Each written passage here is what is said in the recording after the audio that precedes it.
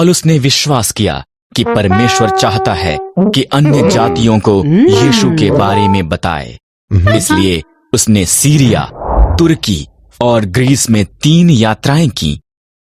बहुत से लोगों ने यीशु में विश्वास किया और बहुत सी कलीसियाएं आरंभ हुईं।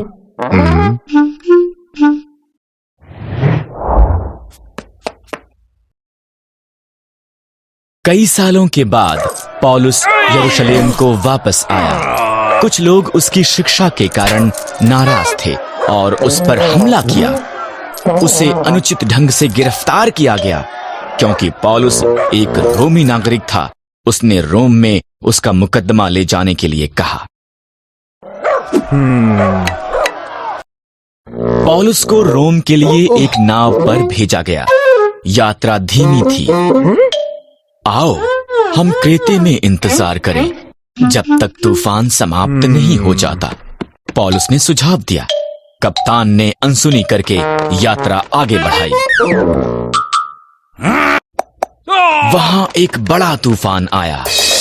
प्रत्येक ने सोचा कि वो मर जाएंगे। एक स्वर्गदूत ने पौलुस से कहा कि वो सब बचाए जाएंगे और वो रोम जाएगा। पौलुस ने हर एक को ये बताया। किसी को कुछ भूमि नजर आई। मल्लाहों ने जहाज को छोड़कर जाने और अन्य को मरने के लिए छोड़ देने की योजना बनाई। पौलुस ने चेतावनी दी, तुम सब केवल तब तक जीवित रहोगे अगर हर कोई जहाज पर रहता है। जहाज माल्टा नाम के एक टापू से जा टकराया। सिपाही अगर कैदी भाग जाते हैं तो सजा मिलने के डर में थे, इसलिए उन्होंने उन्हें मार देने की योजना बनाई। पर उनका सेनापति पौलुस को पसंद करता था, इसलिए उसने उसके मनुष्यों को उन्हें जीवित रखने के लिए कहा। वो लड़खड़ाते किनारे पर आए। ठीक जैसा कि पौलुस ने कहा था, प्रत्येक जीवित था।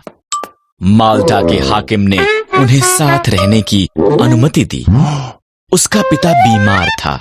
जब पौलुस ने उसके लिए प्रार्थना की, परमेश्वर ने उसे चंगा किया। वो एक और जहाज पर चढ़े और रोम की तरफ निकल पड़े, जहां पर पौलुस को एक घर में हथकड़ी में रखा गया। वहां पर रहते उसने संसार भर में नई कलीसियाओं को सिखाने के लिए पत्र लिखे। उसके पत्र अब बाइबल में शामिल हैं।